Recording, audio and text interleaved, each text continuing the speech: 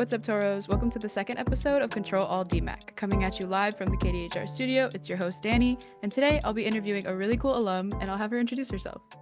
Hi, so my name is Jennifer Ortiz, and I am an audio engineer, mixing engineer, and spatial audio engineer. I've been in the industry for 10 years. I graduated from Cal State Dominguez Hills in 2015. Right after college, I was interning at a studio in Orange County, by the name of Studio 770. Then when I graduated, I got hired as a assistant engineer and later on as a staff engineer. So I did engineering there for about 3 years. But honestly, after that, I wanted to work with a lot of hip hop and R&B music. And at the studio I was at, the only type of clients we would get would be classical and jazz music, Hmm. which when I started, I thought that was super dope because I used to play the trumpet in high school and I was part of jazz band and classical music. And I just felt like I was connected to jazz at some point. So working at that studio helped me learn a lot of miking techniques and also learn how to mic certain instruments and guitars and violins and even a harp. Yeah, definitely. um, but afterwards, I was like, okay, like I really want to expand my knowledge. I want to work more closely with clients, especially with contemporary music. So I was like, I need to put myself in a space where there's just that is happening all the time. And I knew that the only space would be in Hollywood. Hmm. And at the time, I'm born and raised. I live in LA, so I'm born and raised as a LA native. Yeah, And that was gonna be that was definitely gonna be my next question because a lot of our students are from LA. I'm from LA too. yeah. And I feel like I find it because I just came out of an internship, I find quite a bit of people actually are not from Oh here yeah. within the industry, like not even from California or the US. Like people are from all over the place. Yeah. But I know that a lot of our students are come from LA, a lot of them are commuters. And then you yourself are from LA. Do you think that influenced your decision in picking Dominguez Hills, or like why do you think you picked Dominguez Hills? Honestly, I'm the first. I have two brothers and two sisters, so I'm the oldest. And when I was deciding to pick a school to go to, I really wanted to go to school to for engineering to do audio recording. And at the time when I was selecting schools, I really wanted to go to MI. I wanted to go to LA Recording School, and I thought that was going to be my route. Because after searching about them, I just knew like, okay, this is excellent for me. But my parents were like, no, you're the oldest and you need to go to college and you need to make an example, be the example, and yada yada. And I was just like, Yeah, I feel that. it put me in a situation where I'm like, okay, now I have to find a college that has a program like that. And I was searching and I couldn't find anything. Yeah, And like none do, right? Like, no, yeah. and Fullerton has like a a music department, but I think they're dedicated more to like musicians and stuff. And their audio department at the time had just closed. So I was like, okay, that I can't go there. And one of my buddies was I was talking to, and they were like, "Oh, I'm gonna go to Cal State Dominguez Hills. They have they have like a program for soccer or whatever." And he was a big soccer player, so I was just like, "Okay." And then they're like, "Yeah, and they also have music." And I was like, "Hmm." So then I researched Cal State Dominguez Hills, and I found out that they have like digital media program. Hmm. And I was like, this is what I was looking for, honestly. So I submitted my applications to a couple schools, and but I was honestly hoping for Cal State Dominguez Hills to accept me. And eventually that was the first school to just honored me. And I was just like, this is where I'm going. There's no doubt about it. And Yeah. that's how I ended up going to Cal State Dominguez Hills. Yeah, same. I've had like almost the exact same kind of story. I'm like looking for an audio school. After community college, I got my AA in music and integrated technology, and then I was like, dang, what now? Like Yeah. my mom was like, you need to get a bachelor's degree. Like I'm the first in my Yeah. family to go to college. I'm the oldest sibling as well. I was like, I was stressing. And then yeah, found Dominguez Hills and I was like, perfect. Like, yes, Yeah. like thank God. Yeah. Yeah. Why audio engineering? I know that you mentioned you were in were you in marching band? I was in marching band. I was in any band you can think of in high school, honestly. I was a band nerd. Heck yeah. But um why audio engineering? Hmm. Well, like I said, I was a trumpet player, Yeah. and eventually I was like, when I was getting close to graduating, I was like, I don't think I'm gonna be a trumpet player for the rest of my life. I don't think I'm gonna I don't see it as a full career, and I don't want to depend on it either. And I was like, okay, what else can I do in music? And then I at the time alternative rock was like a big thing. So it was like Simple Plan, Good Charlotte, Foo Fighters, like all those alternative 2010, 2015 rock bands were on. Hmm. And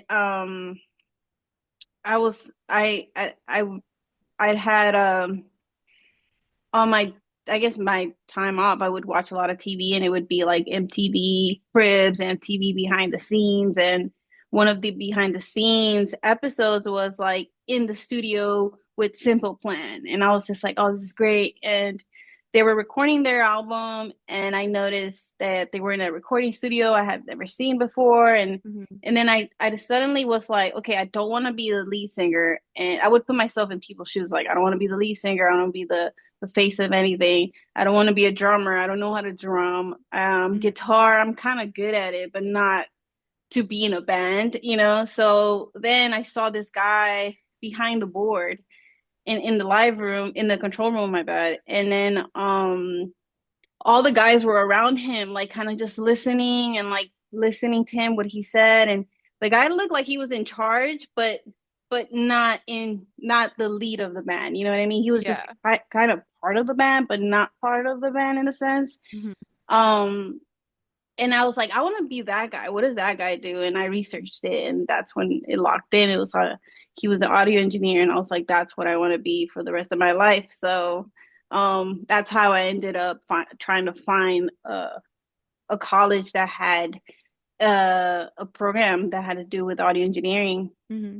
Was it because I'm just speaking from personal experience, was it like difficult or I guess a little funny to kind of explain to your parents what audio engineering was or that you wanted to go into it? My parents are immigrants from Guatemala, and they like I still don't think that they know what I what I go to Yeah, school for. I still don't like they said that they don't worry about me, but like I don't know if they fully understand what that part of the industry really means. And like a lot of people kind of don't anyways, regardless yeah, of where you come from. It's kind of yeah, like a shush like thing. yeah.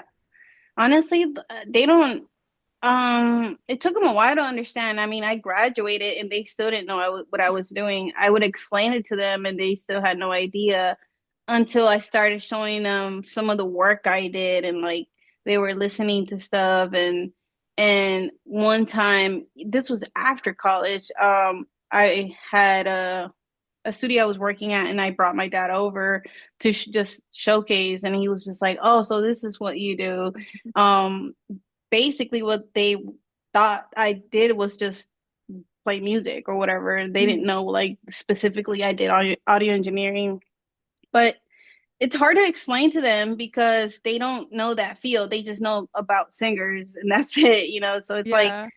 I did my best to explain, but it's not until like you bring them into your field and they get to see literally the room you're in, and they're like, "Oh, wow, you know how to work all of this." And that's when they're like, "Oh, I understand what audio engineering is." So it took a while though. It wasn't Yeah. easy. I know. I'm like, you're that's so smart. I'm like, I need to take my dad to work day and I need Yes. to show him the space for Yes, sure. trust me, they'll remember that forever because my dad still talks about that day, and I'm just like, damn, I need to bring him to another spot so he can like keep seeing what I'm doing. Oh my Yeah, God. so my dad is from Guatemala, Hell yeah. and my mom is from El Salvador. So, yeah, from literally those two countries, and they immigrated to the U.S. and L.A., and that's they met in L.A. actually. So That's cool. that's how it came about. Yeah, my parents, I know that they met and they got married in Guatemala, and then my mom Wow. was pregnant as hell with me and was like, "Ooh, Yeah. gotta go to the US." Her mom was already here, so then they just kind of met up out here, and that's how I ended up in LA. Yeah. Yeah, which is kind of funny. Yeah, speaking of college and stuff, what was like one of your favorite memories like during like being here at Dominguez Hills? Because I have like so many that stick out in my head that like make Yeah. me giggle right now and I see you like Yeah. smirking. Yeah. Yeah, what are some of your favorites? I think it was some of my favorites were just like having a class. Let's say I would have like the SSL board class or like sometimes we would have like a night class and there was like a huge 4 hour gap or something like that. So we were there in the afternoon or in the yeah, afternoon and then we'd have like a gap and then we'd have a night class. So a lot of us would be like we'd always had the classes together, all of our peers who were like in the audio program Hmm.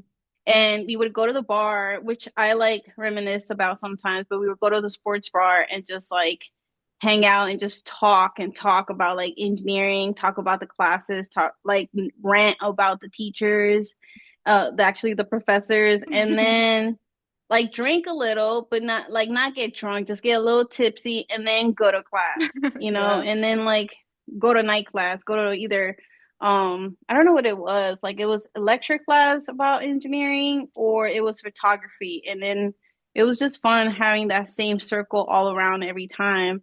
And I feel like those are like pretty cool memories to have. Yeah, that's definitely a consistent answer through like interviewing different alumni is that they're like you're just like really tight with your cohort. Like you just end up Mm-hmm. being super tight. Like not at your own choice either because it's like you're all together in the one class. You guys are Yeah. kind of going insane, but like it's that group like we're just really close. Like it's that group dynamic. And I think that Mm-hmm. helps like it follows into the industry too like after college. Like, it's pretty small. Like I feel like every time I go to any sort of workshop or event, I see the same people every time. And I think that's like one of the coolest parts about audio engineering too. It's how close you can become with people. Um, Mm-hmm. yeah. What kind of student were you when you were here at DH? Uh, I was a very quiet student, but then at the same time, when we would get in a smaller, I guess, groups I was able to stand out because I could be vocal about things, but when we were in a larger lecture hall or like lecture room I was just like I was always like the if anything the instructor was always saying like what do you think, Jennifer, or what does Jennifer think, because I would never speak up. Was that Caesars? But no, it was actually Dr. Waldrop. Oh, heck So yeah. I he loves to like Mm-hmm. um select people who are quiet, especially if you're sitting in the back. So Yeah. I was like I feel like I was in the middle. I'm like very introvert, extrovert. So I can decide when to be introverted and I can literally decide when to be extroverted. So it literally depends on on the people I'm with. But Mm-hmm.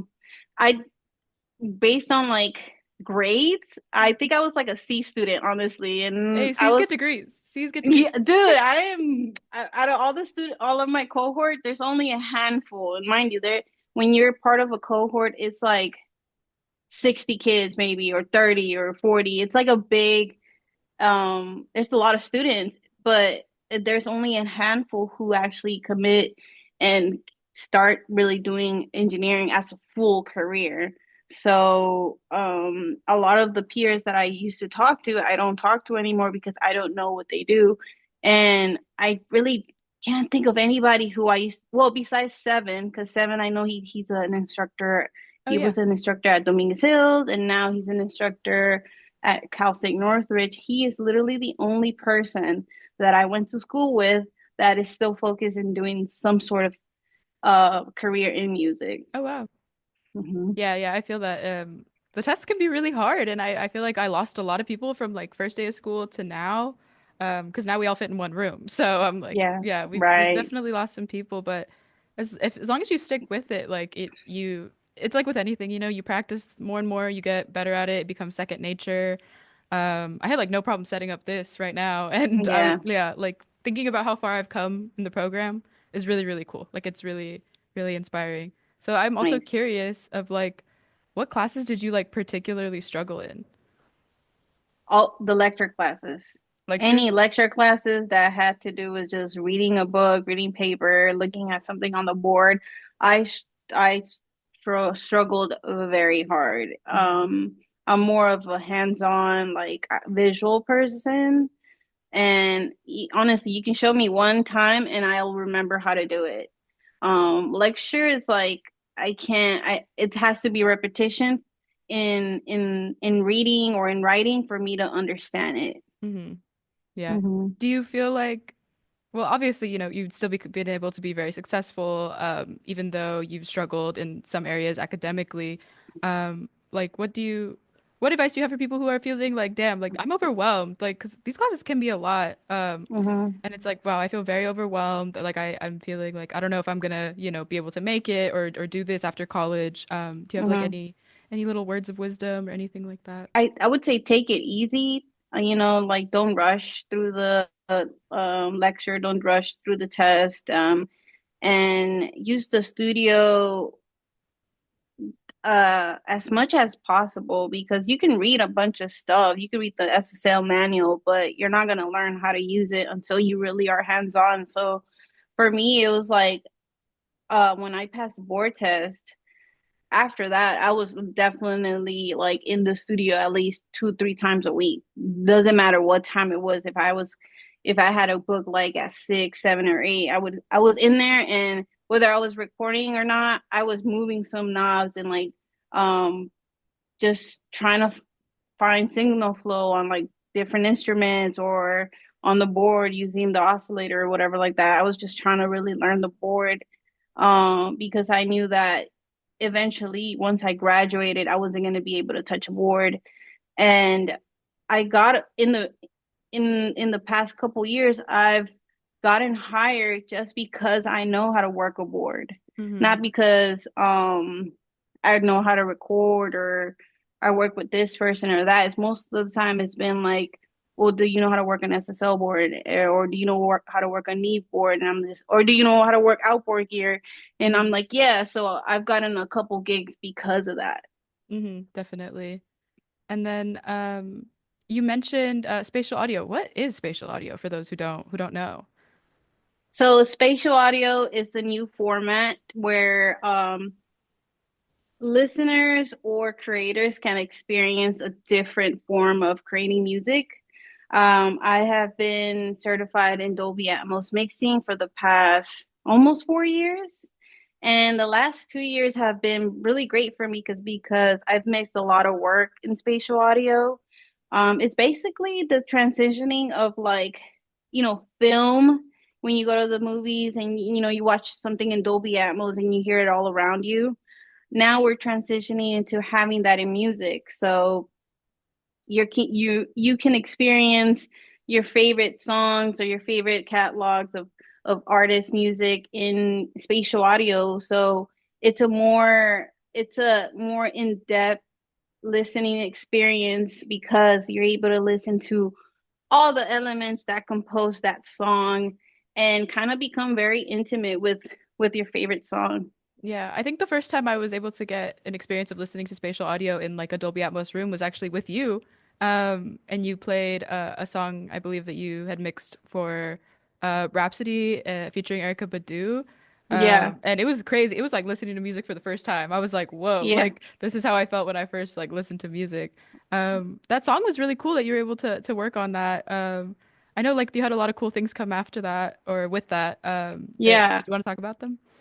Sure. That album was nominated for 2 Grammys, and it actually won one with the 3 a.m. with Erica Badu and Rhapsody. It won Best Rap Melodic, and because I mixed the spatial audio on the album and on the song, I qualified to also be part of the nomination. So I think that was like the biggest highlight of my career recently, even though like there has been like many amazing things, but I think this is something that because of being also part of like the Grammy voting member and seeing how difficult it can be to finally get to the final, I don't know, 7 on each category, something like Mhm. that. It's a long way. So for winning, being part of like a project that was nominated and then won a Grammy is very a big accomplishment for like a musician or any engineer. So yeah, I think that's been very cool. And then after that, because of that, I've gotten a lot of other gigs, and I've gotten a few doors opened, and also highlighted in a few women organizations where they highlight women in music. So it's been a cool ride after that. Yeah, that was another thing I really definitely wanted to touch on, was the like being a woman in the industry, especially like a woman of color, Central American woman of color in the Hmm. industry. There's not a lot of us. Like I feel like I can literally count on one hand how many I know. But like, how does it feel for you, like to be successful and like you have other people that are like looking up to you as like sort of a trailblazer. I'm just curious how that makes you feel, and then also like who you thought of as your trailblazers. Because sometimes I think of like Caesar as honestly like one of the trailblazers. He's like he reminds me of myself a lot, Mexican American from LA, and like really made a way for himself like purely out of like this passion for audio. So Hmm. yeah, I'm just curious how that makes you feel. I honestly feel honored, because it's not until later in my career, maybe like 6, 7 years later, where I noticed that it was a it was gonna be a struggle being a woman in the industry. I think it happened during after COVID or during COVID, where a lot of my peers were having studio sessions, but at that time it was only studio sessions with like 2 or 3 people, and it was more intimate because nobody wanted to spread any sickness. And if the studio sessions were happening, they were happening on the low.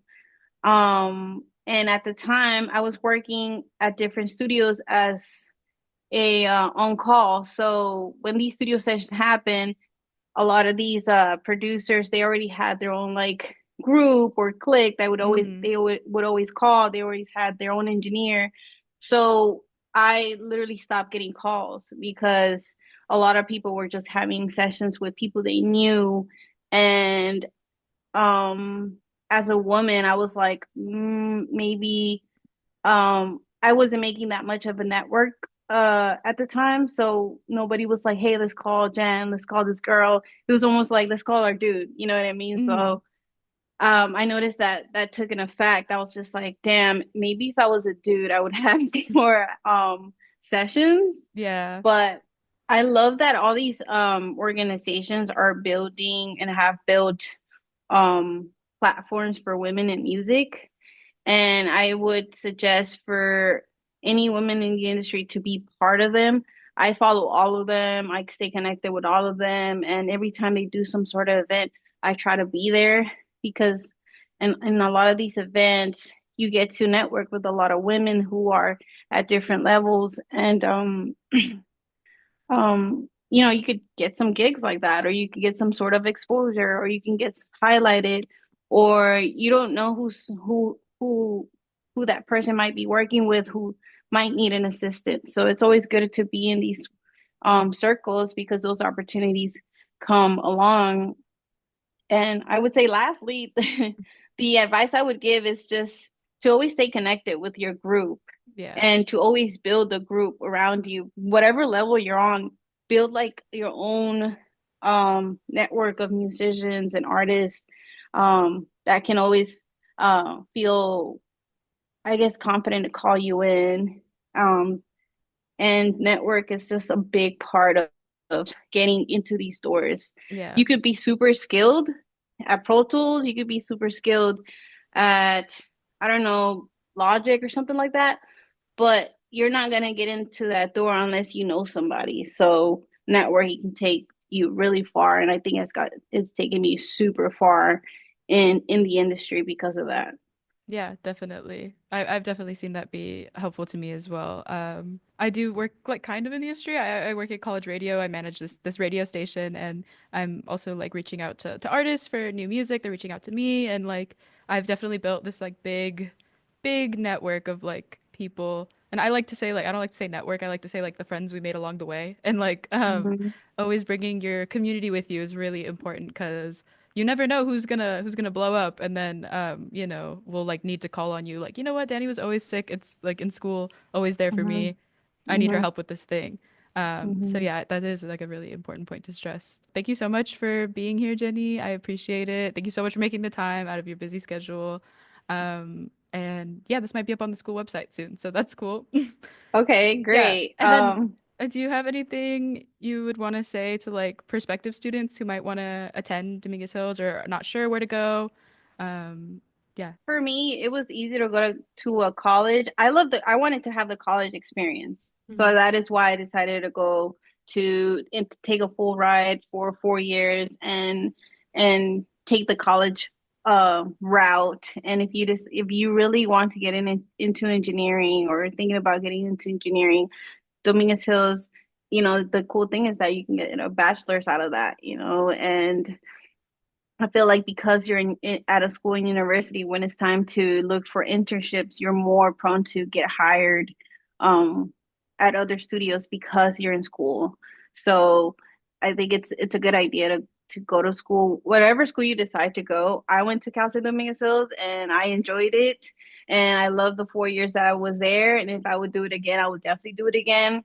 I just have a bunch of history with it, and I love to brag about it. Yeah, me So yeah. too. Yeah, me too. It is nice to brag about it because a lot of people go to like trade schools and stuff and they're like nothing's wrong with that, but Yeah. I think the program is unique in that it's a bachelor's degree, so like you're Hmm. gonna take those English classes, you're gonna build those like those skills that Oh yeah, and your just your general knowledge of like the world and like being a more well-rounded individual. And exactly. yeah. At the moment I'm working at a studio where it's very private and they don't just hire anybody. And it's like if they're gonna hire you, they want you to obviously know how to use Pro Tools or know some type of music hardware or anything like that. But they're looking for someone who has like some etiquette, some music etiquette, some music in the studio etiquette, knows when to step in, step out, and be quiet. And sometimes in these trade schools, they don't teach you that. They teach you like the fundamentals, and then you're off. But I think being at a college for 4 years kind of teaches you like molds your brain to understand like situations and how to like respond to certain issues and not to be so forward about things and know when to step back.